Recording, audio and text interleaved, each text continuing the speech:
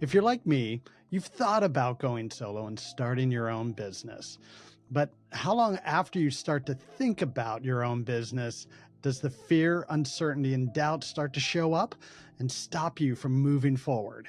I've always been impressed with people who were able to start their own business, so I wanted to talk to someone whose superpower is helping solopreneurs launch and sustain their small businesses. People might need inspiration. No, people need inspiration.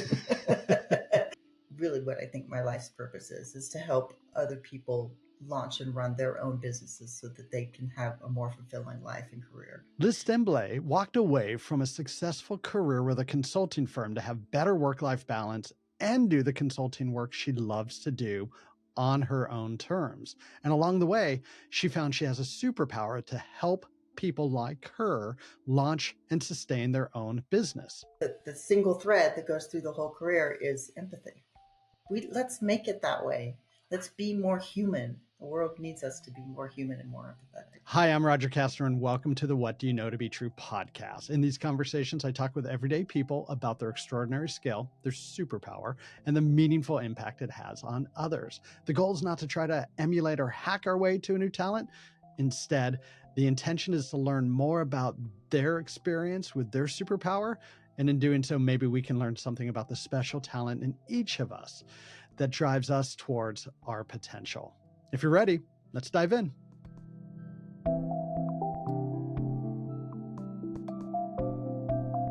Hi, Liz. Welcome to the podcast. Thank you for being here. My pleasure. I've been looking forward to it for a while. Oh, me too. I'm excited to have this conversation because you're someone who helps others discover and empower their extraordinary talents and passion into new careers and starting their own business. So I'm excited to learn what powers you.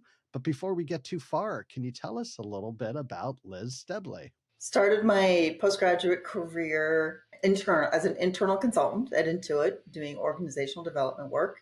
One of the best jobs I've ever had, but that's a different conversation. Then I was laid off and I went into consulting I joined a large firm, PwC. I was with them for about 5 years. And then once my daughter was born, that big firm model wasn't going to work anymore. We used to say that if the firm could get you to FedEx breast milk, they would, because that was back in the day when you were traveling, 4 or 5 days a week for a client. So that model wasn't going to work. So then I took a job internally at Levi Strauss as the director of organizational change readiness on an SAP implementation. Then they pulled the plug on that and I got laid off. So then in 2004, when my daughter was 3 years old and I was contemplating divorce, I was unemployed. And I called a former PwC client and I said, hey, I just got laid off. Do you need any help doing with change management on any projects? And he said, are you kidding? How soon can you get here? So I had my first project as a self-employed consultant before I even had a laptop. Literally the next week, I had my first project. And that first year was great. I made more money, worked fewer hours, didn't have to deal with all the big firm BS, had more quality time with my kid.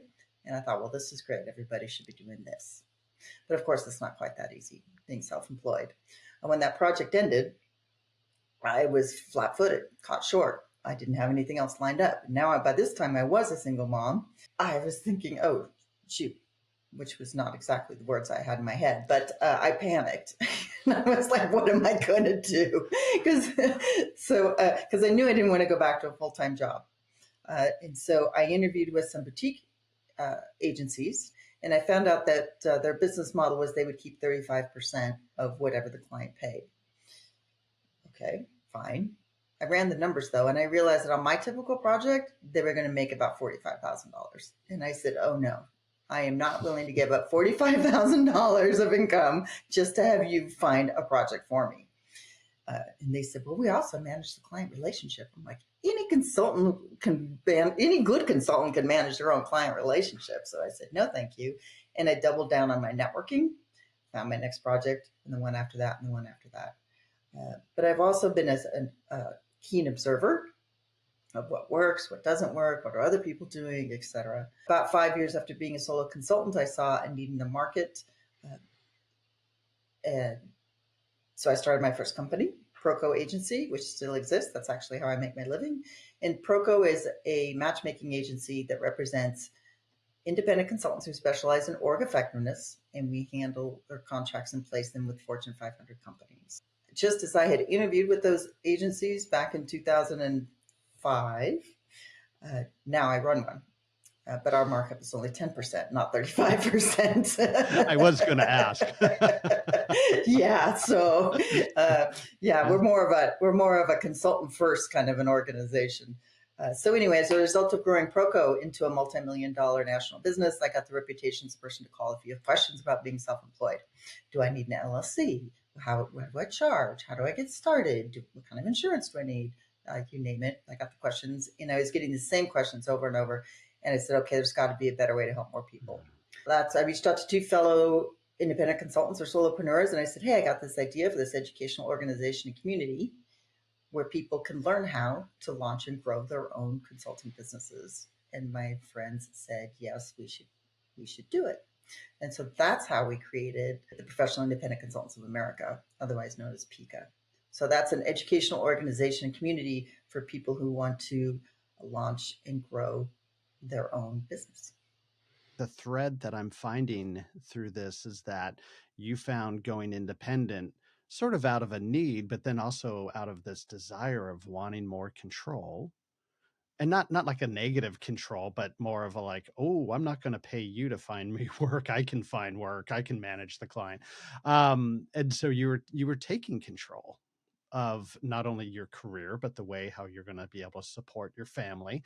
And then found that, there's something you were good at, and that the other people needed some help, needed some, not only the encouragement, but also the know-how to do this. And the ProKo supports other independent consultants getting work. PICA supports people starting their own business. And that's how we came into contact, because I was part of a group that was exited out of a Big Four consulting firm that everyone was interested in. Well, not everyone, but a group of people were interested in starting their own business. And, your organization, PICA, came highly recommended. And so that's how we got in contact.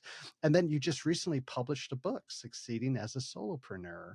And so I'm excited to learn a little bit more about, is the book just that extension of helping people learn how to start their own business, or is there something more or an addition to that? Yeah, well, thanks for mentioning the book, Succeeding as a Solopreneur. The reason I wrote the book is finally, after leading hundreds of workshops and coaching hundreds of people, I realized, hey, and writing dozens and dozens of blogs for years, I realized I probably have enough content for a book. And hey, maybe if I put this all in a book, I'd be able to reach and help more people. So yes, it is an extension of everything that I teach at PICA, but it's also, one of the reasons I wrote it was to inspire people. For people to realize that they don't know all the answers. They don't know what they don't know. Yeah, there's the 6 keys will take you through how to do it, but there's also a lot of personal lessons in there about how sometimes you just need to persevere, or you need to take the leap, or you need to ask for help, or you just need to push through the difficult moment to get out the other side. So yeah, part of the reason I wrote it was to also inspire people. Love that. And the fact that you recognize that people might need inspiration. Like they have the talent. Oh, no, people need inspiration. Yes, and the reason why people need inspiration is because of the FUD monster. So FUD is an acronym for called fear, uncertainty, and doubt. And the FUD monster is this little invisible creature that gnaws away at your self-confidence. Who are you to start your own business? You don't know anything about pricing. You don't know anything about negotiating rates. You don't know anything about writing a contract. Whatever that self-doubt is, or sometimes it's just imposter syndrome. The FUD monster never fully goes away. So I've been self-employed 20 years. FUD still rears its ugly head. I actually know when it's going to do it. It does it every December, because that's when a lot of contracts end at my other company, ProKo. I'm thinking, oh, our revenue is going to go off the cliff. We're not going to make payroll. We're going to die. So every December I get FUD. But it pops up from time to time, even after 20 years of being self-employed. So yes, people do need inspiration. I think we can get into your superhero power here of empathy, in that you're very empathetic to what people are going through. You know that FUD monster's showing up. You know that they have a lot of questions. You know that there's things they don't know that they probably need to know, and they probably know there's gaps. But my first question is, do you know, if you think about like a role model or a time in your life that inspired your superhero power of empathy? Very clearly the product of both of my parents. My father was an entrepreneur. Okay, so I grew up in an entrepreneurial household with entrepreneurial thinking, and he was definitely a role model for my career. Hmm. But the unsung hero was my mother, because there were 5 children. So she was a stay-at-home mom with 5 children, 4 of them boys. So yeah, she was busy. Um, and she was known for her practical advice and her empathy. At least once a week, somebody would be at the kitchen table having tea with my mom and discussing their problems. It wasn't common for women to work and raise kids or have nannies or all that modern stuff we have now. But she was known for her practical advice, and she was very empathetic. I do want to Wow. point out, though, Roger, that Mhm. early in my career, I thought empathy was a curse, Ooh. right? So let's talk about, we're going back to like, you think how early in my career do we want to go? Well, let's just say like the 1980s or even the 90s. Women were not supposed to show weakness, right? You were supposed to be strong and resilient and professional and poised. I don't know what else to say about that, except that I kept that very hidden for a long time. But now I think maybe I've gone to the far end of the spectrum. I was recently on a panel at a conference and I started like literally crying in front of the audience. I'm like, okay, whatever. Is there a point in time where you decided, no, this isn't, this idea of being really like unhuman, like not bringing the emotions to work? Is there a moment in time that you could point to that you made that transition from like putting on the armor versus, no, I'm going to be my true self? No, it wasn't a moment in time. It was definitely a gradual unveiling, if you will. You think of like an onion and peeling back the layers, right? And it just takes, I think the older you get, the more comfortable you become in your own skin. And and so that's where the peeling of the layers, or taking off of a mask, a layer of the mask, a little bit at a time, a little bit at a time, a little bit at a time. And now I'm actually looking forward to being old, where I have no filter. Like sometimes you'll talk to somebody who's like maybe a grandparent, or like somebody who's like 85, 90, or whatever, and they just say whatever they want because they don't care. I'm like, oh, I'm looking forward to that. So do you have a framework or a process you follow when it comes to using your superhero power of empathy? It goes back to the old Stephen Covey book. So there's some very key concepts there. And the first is to begin, seek first to understand. So that's always square one. Listen more than you talk, right? And the guy ties back to the empathy, right? So if I was really trying to understand you, Roger, I would ask questions and really listen and tune out all the, what's my next question? But really tune into what is it that you're saying. So that's always square number one. Seek first to understand, and then no, there is no process after that. But I could see as a consultant, like you're expected to hit the ground running and produce immediately.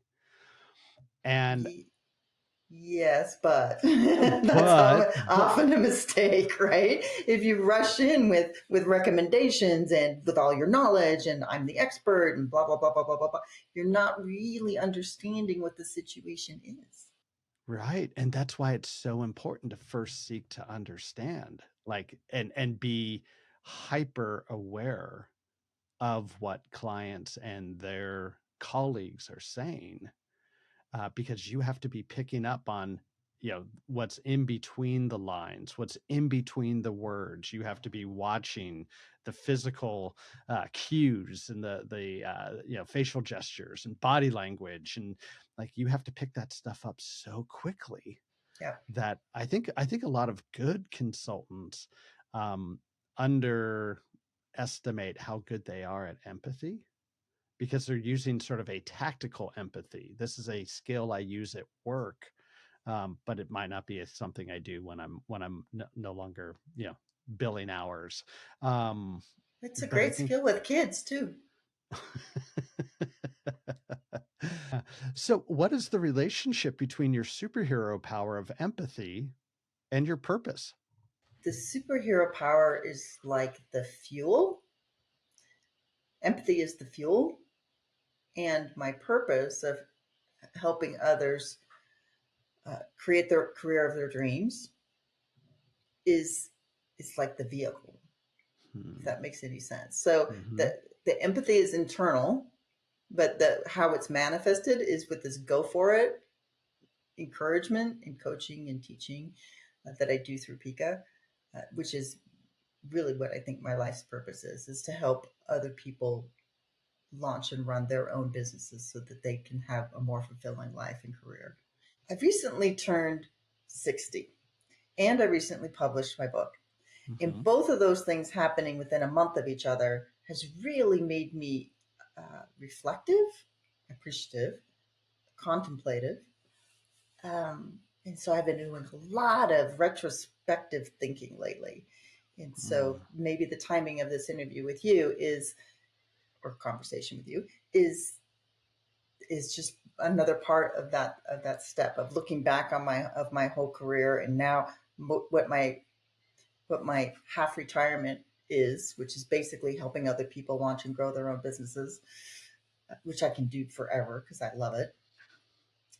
It's all part of what's going on with me right now in general. Mm-hmm. In these conversations, when I started this podcast series, I didn't realize that this was about purpose. I was impressed with, when I was contemplating what my next career move was, talking to people who started their own businesses and learning about like that they had some special talent, some superhero power that they loved doing so much they had to do it all the time. And that's what motivated them to start their own business. And I was looking for, okay, could I get some of that, conviction and that internal strength and rub it on me so I could do it myself.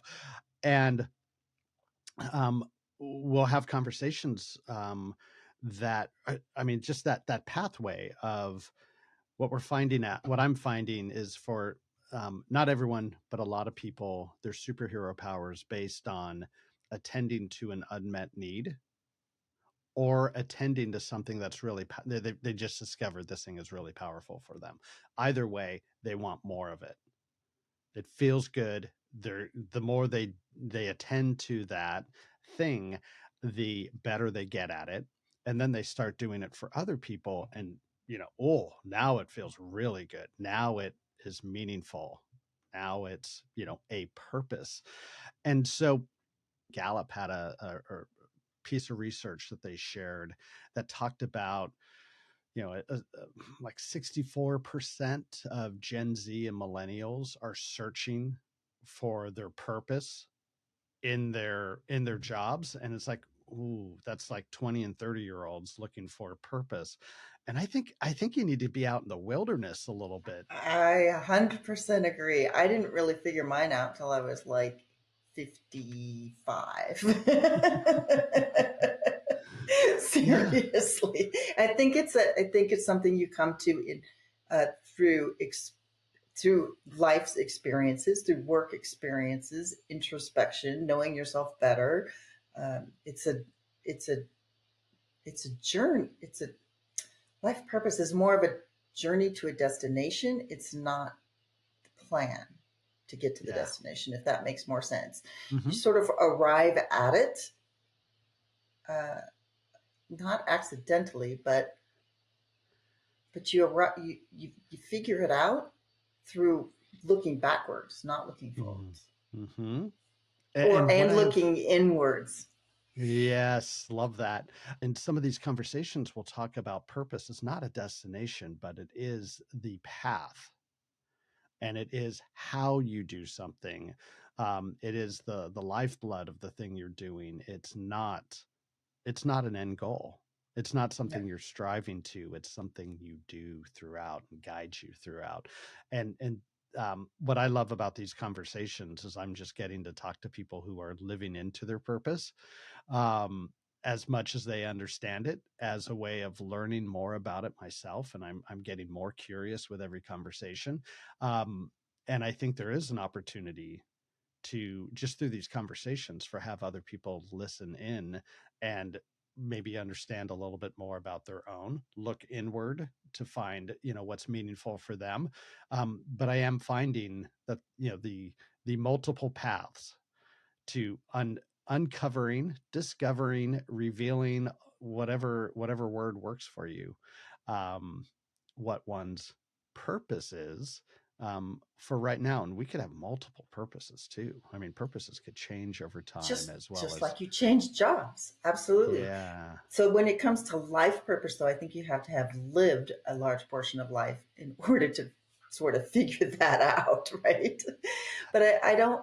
The one message I want people to understand is that if you don't know what your life's purpose is or your career purpose, it's okay. It doesn't matter. Most people don't know it. And I think yeah. people get worried, especially younger people, that I don't know what my purpose is. Well, most people don't. And perhaps the purpose early career is to go find out Yes.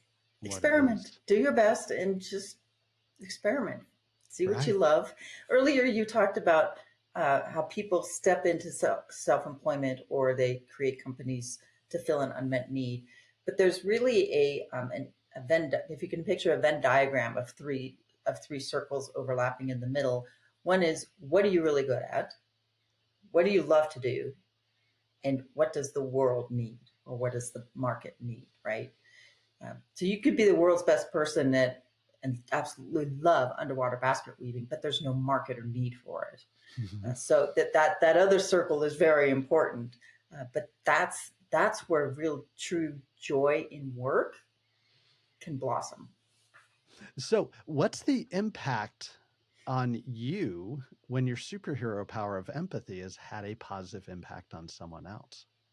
It adds gas to the tank. So I don't make any money. Pika doesn't pay me. So when people send me notes and they'll say, "Oh my gosh, I'm so glad I took your pricing workshop last week because I literally just won a proposal and I never would have asked for that rate. I never would have asked for that much money." But whenever I get these little notes or acknowledgments, that's what puts the fuel back in the tank. Anna Hall, who is a guest on a prior episode, has a company called the Purpose Equation, and she talks about joy fuel. And that fuel that you're referring to, she refers to it as joy fuel because that's the source of joy, knowing that we've had impact on others. So I love the connection between those two conversations right here. I 100% agree. The joy fuel. That's an awesome phrase. Mm-hmm. You are giving so much away for free. There's a level of generosity that, like, you have a tremendous amount of knowledge and a tremendous amount of experience that you're sharing with people. Can you say a little bit more about the motivation behind giving it? I'm going to say giving away for free, but I don't think that doesn't sound right. Well, it is free, right? You don't have to pay for the 15-minute Mm-hmm. one-on-one. And people are like, 15 minutes, what can you accomplish in 15 minutes? You'd be surprised how much we can accomplish in 15 minutes. Why do I give it away for free? People have questions about being self-employed, whether or not it's the right path for them, or maybe it's just a question. They are self-employed. Now they have a particular question on pricing or business development or whatever. And I have so many resources now, not just the book, but I also have articles on Pika's website, and I lead workshops, and I've got 76 blogs I can reference or whatever, that it's easy for me to say, okay, well, you need to go to this URL, you need to go here, go to look at that, or do this workshop or whatever. Or sometimes it's just coaching in the moment, right? People come in and they're like, I've been wanting to make the leap and I'm just concerned about XYZ. And so sometimes we can just handle that in the 15 minutes. But going back to your question of why do I give it away for free? I don't know. I don't know why I keep going, Roger. I'm being 100% candid with you. I have enough money to retire. Everybody, my best friends, my partner, my closest brother, all retired. I'm the only one still working. And I'm like, and I'm not even getting paid for doing this. So I have a team that runs ProKo, so I'm promoting myself to chairman of ProKo because I'm not involved in the day-to-day operations anymore. I literally can retire, but I don't. I'm like, I like doing it. I guess it's that the intrinsic rewards and that joy fuel. I keep getting more fuel back in the tank. And, sure, there's days I come down to lead a workshop or whatever down to my office. And I think, I'm like, oh, I don't want to lead this workshop. And so why do I keep running these workshops? And then I sit up straight and I'm present and I help the people. And then 90 minutes later, I think, oh, that was fun.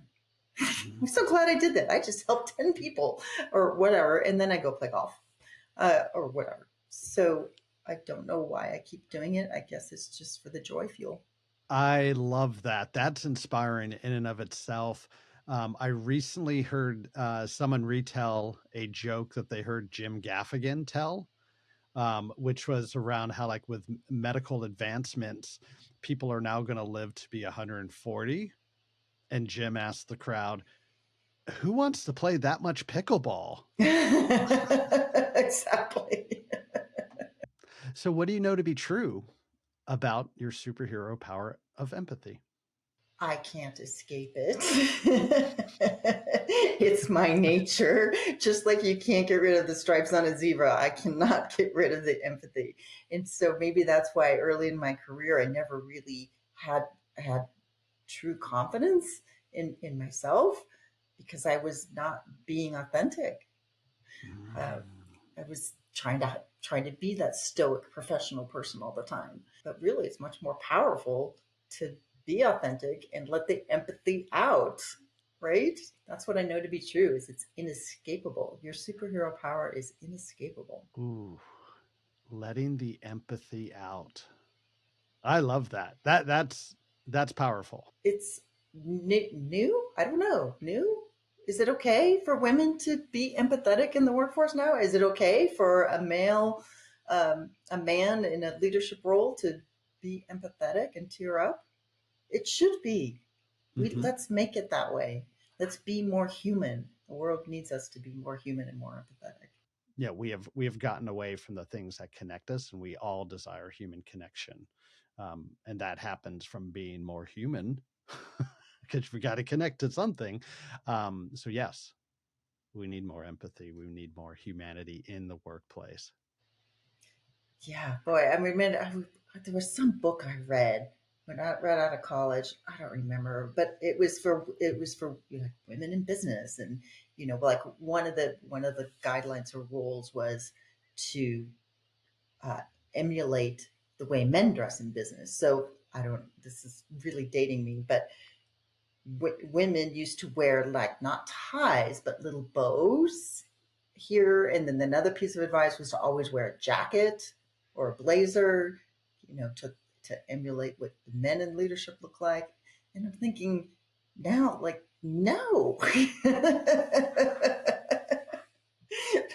It's okay to be a woman and have your own confidence and be authentic and to tear up at a conference as a speaker like I did a couple months ago.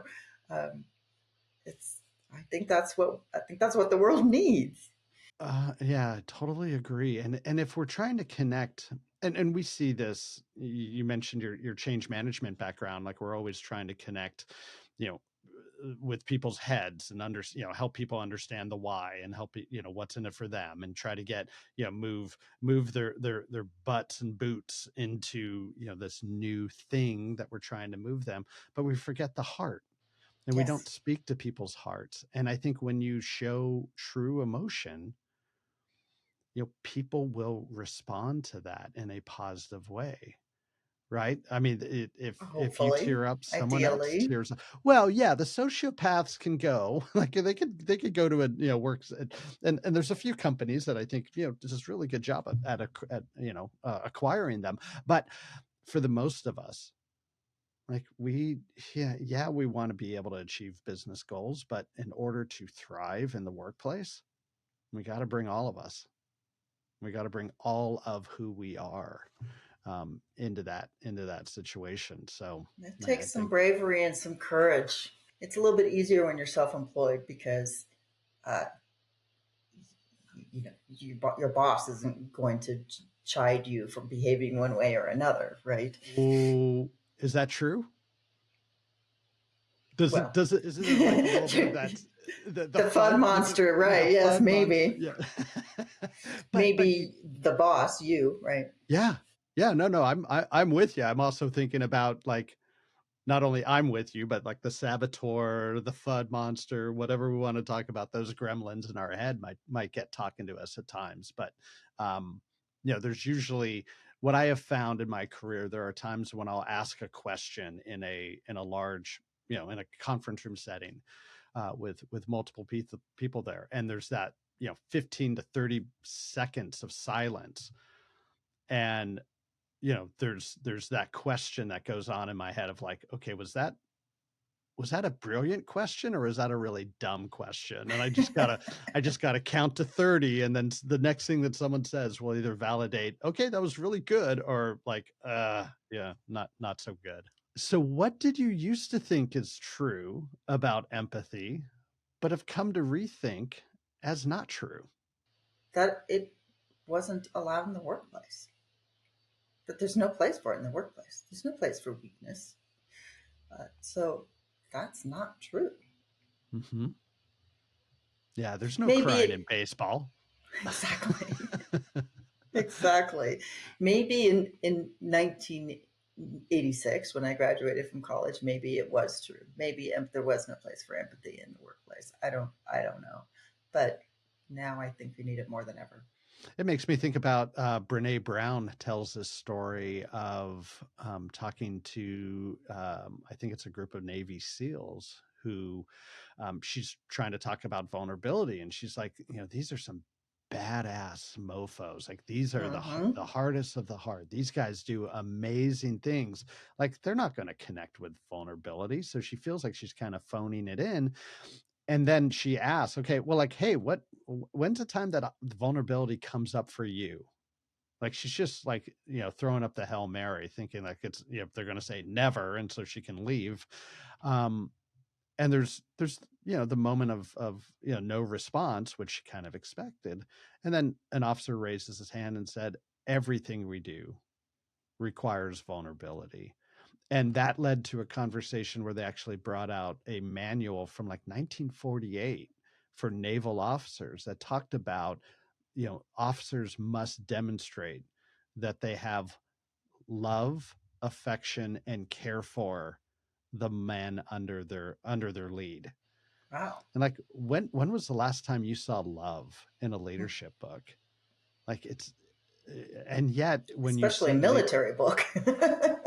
well, like, we tend to think, I think, from someone who didn't serve, who doesn't have that experience, think the military is all about yelling and telling people what to do. And yet, Command and control. what if love is underneath that command and control? Well, when you think about my brother was one of my oldest brother was in the Marines, and I believe it's the Marines that believes there's no man left behind, Hmm. and there's a bond between Marines that that I guess they would call brotherly love, or I don't know what they call it. Maybe they don't use the word love, but certainly it's there. It is totally there. Yeah. A guy I work with a gentleman who served in the Marines, and we have a lot of conversations about this because we're working together to help support leaders in the organization that we're in right now. And yeah, it's about helping leaders actually show up in a way that demonstrates that they care for the people that they serve. They might not think they serve the people who report to them, but we're working on them. We'll get there. Yeah, that's that concept of servant leadership. So, are you ready for the lightning round? Oh, sure. I guess so. Let me sit Something I up didn't. straight. Ready for lightning in a bottle. Okay, fill in the blank. Empathy is Essential. who in your life provides empathy for you? My daughter. Is there a practice or routine that helps you grow, nurture, or renew your ability to help others with your superhero power of empathy? Yes, every morning I spend 10 minutes doing, I guess some people call it meditation. I just call it sitting, where I just listen to my thoughts in 10 minutes every day. Keeps me grounded and connected. I love how you call it sitting. Again, you're using plain language to talk about Well, meditation. meditation implies that there's a right way to do it, or that I have to be chanting, or I need to be doing it a certain way. But no, I just need to sit. Yeah, yeah, that's beautiful. So, what's one thing that gets in your way of being empathetic? My brain, my rational mind, my FUD monster, the imposter syndrome. A early episode in this series with Enrique Martin, where he talks about uh, empathy, and he says, to be empathetic with others, you have to first start being empathetic with yourself, which sounds like turning off that spigot of negative thoughts and turning on the spigot of listening to your own needs and attending to your own needs. What word or phrase describes what empathy feels like when it's had a positive impact? Overwhelming. In a good way? Yes, in a good way. But it's Yeah. it can be overwhelming. Like the flood of emotions. And I've been working on this idea of trying to feel emotions and sensations in the body.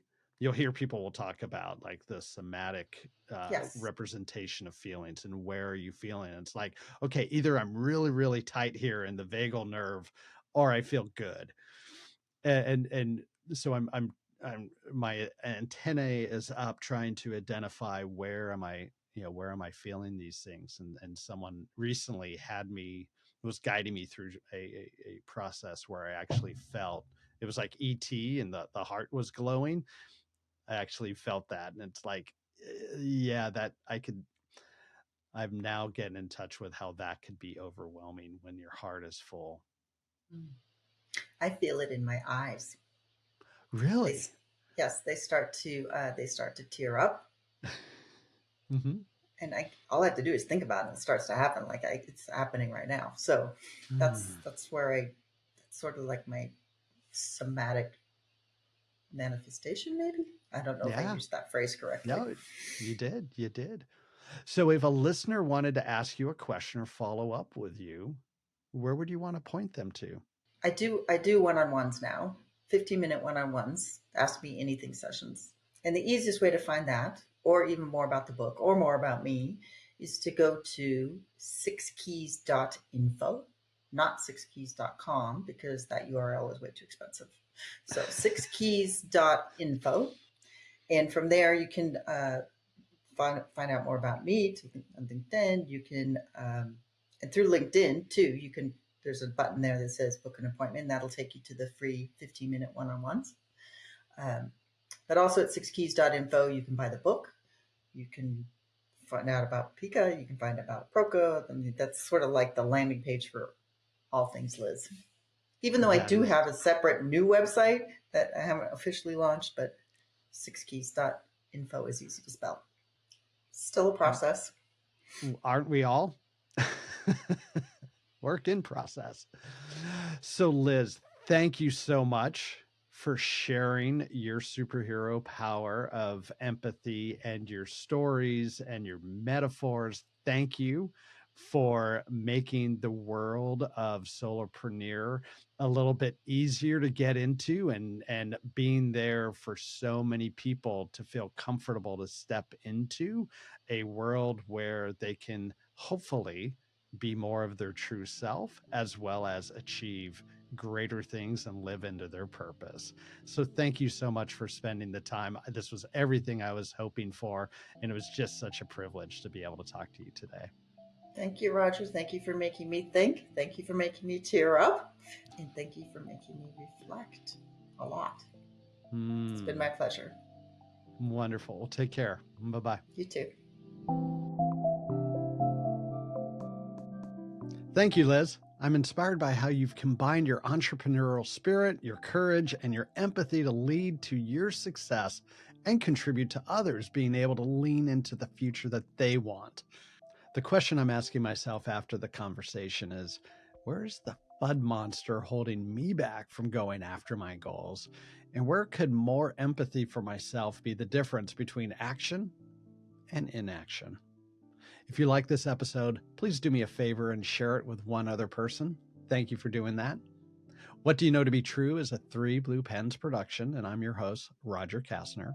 We're recording on the ancestral lands of the Duwamish and Suquamish people.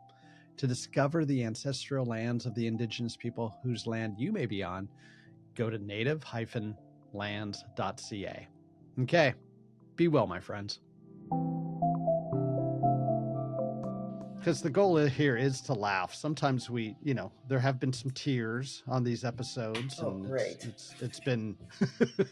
I cry at a moment's notice, honestly. I at a drop of a hat, honestly. Like, I can watch a commercial and tear up. My daughter calls it empathetic instead of empathetic, because she's like, Mom, you are pathetic. Pass.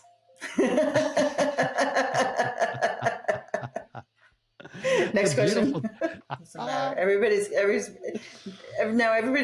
I talk about the FUD monster wherever I go. Like I did a radio interview this morning, whatever. I always mention the FUD monster. So everybody's going to have their own image of the FUD monster. So now if I come out with a FUD monster, people are going to like, oh, that's not what the FUD monster looks like. But maybe you have like a page that people can download of like what the FUD monster looks like, and it's just a blank page, and it's like draw your own. I could have a FUD monster contest. Oh, for like, yeah, the winner gets a free 15-minute I don't know. Ask Me Anything session. Winner gets a free something. I don't know.